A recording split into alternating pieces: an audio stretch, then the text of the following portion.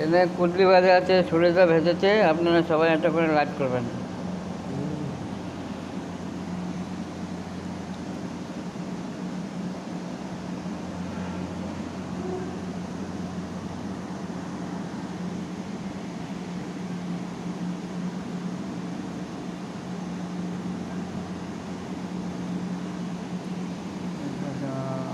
এটা খেতে খুব টেস্ট হয়। আপনারা সবাই বাড়িতে বানিয়ে খেতে পারেন, কোনো অসুবিধা নেই। গোল গোল করে কেটে তারপরে বাড়িতে বানিয়ে খেতে পারেন। নাম বলছো কুমড়ি ভাজা? কুদলি ভাজা। গোল গোল করে কেটে খেতে পারে কুমড়ি ভাজা।